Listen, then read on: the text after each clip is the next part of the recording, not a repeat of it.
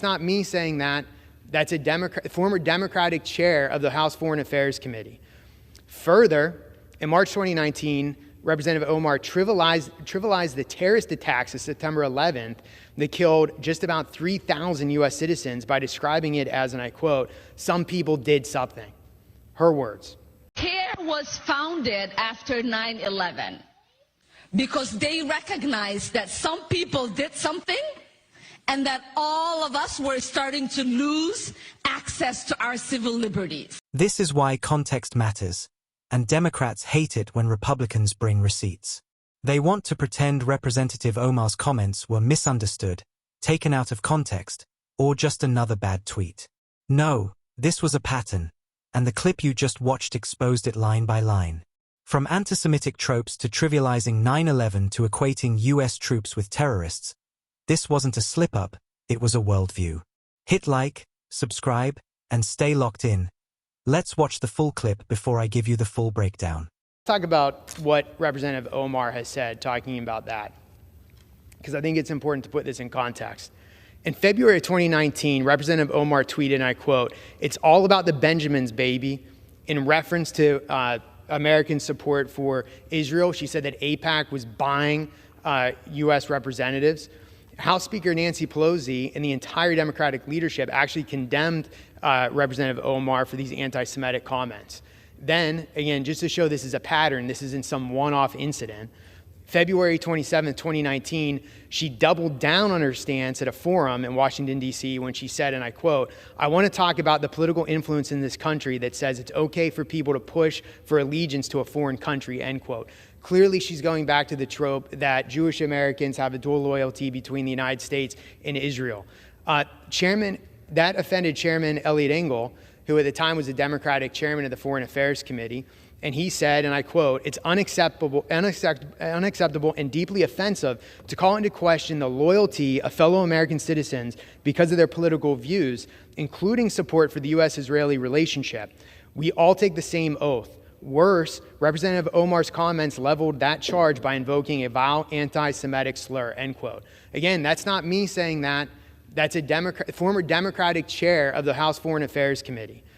Further, in March 2019, Representative Omar trivialized the terrorist attacks of September 11th that killed just about 3,000 U.S. citizens by describing it as, and I quote, "some people did something."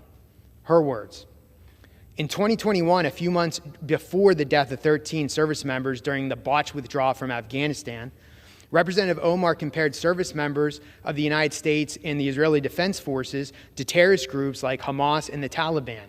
She tweeted, and I quote, "We have seen unthinkable atrocities committed by the U.S., Hamas, Israel, Afghanistan, and the Taliban," end quote.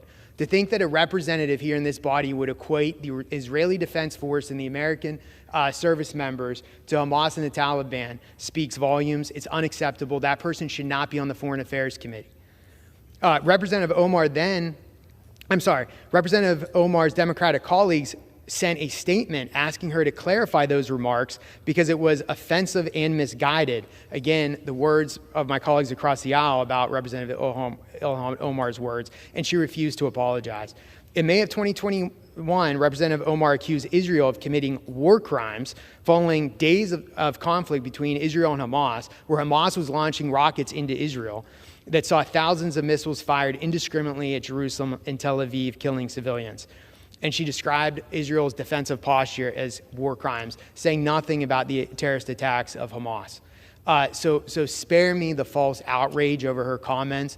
She has proven time and time again that she should not be on the Foreign Affairs Committee. But I'd like to yield 5 minutes to my good friend from the state of Florida, Representative Maria Salazar. Now that you've seen it all laid out, there's no room left for excuses. The Republican lawmaker was absolutely right to put this on the record, because facts don't care about party loyalty. This wasn't one bad comment.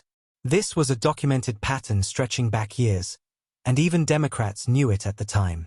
When Representative Omar said it's all about the Benjamins, her own party condemned it as anti-Semitic. Not Republicans. Democrats. House leadership. The Speaker. The Foreign Affairs Chairman. That alone tells you how far over the line she went. Then she doubled down. She pushed the vile dual loyalty trope, suggesting Americans who support Israel are somehow loyal to a foreign country instead of their own. That wasn't conservative outrage. That offended Eliot Engel, a Democrat, who called it unacceptable and deeply offensive. And he was right. Questioning the loyalty of fellow Americans because of their beliefs is textbook bigotry, and everyone knew it. And it didn't stop there. She reduced the murder of nearly 3,000 Americans on the 9th of November to "some people did something." That wasn't clumsy wording. That was moral detachment so cold it still shocks people years later. Then came the moment that should have ended this debate forever, equating U.S. service members and the Israeli Defense Forces with Hamas and the Taliban. That's not criticism. That's disgrace. That's spitting on the uniforms of people who defend this country.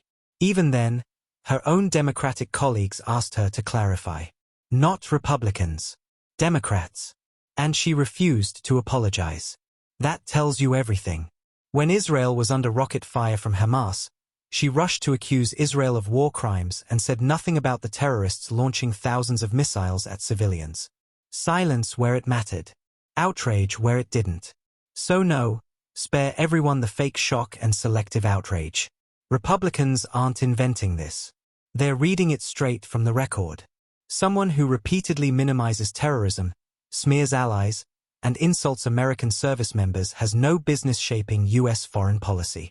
Calling that out isn't extreme, it's responsible.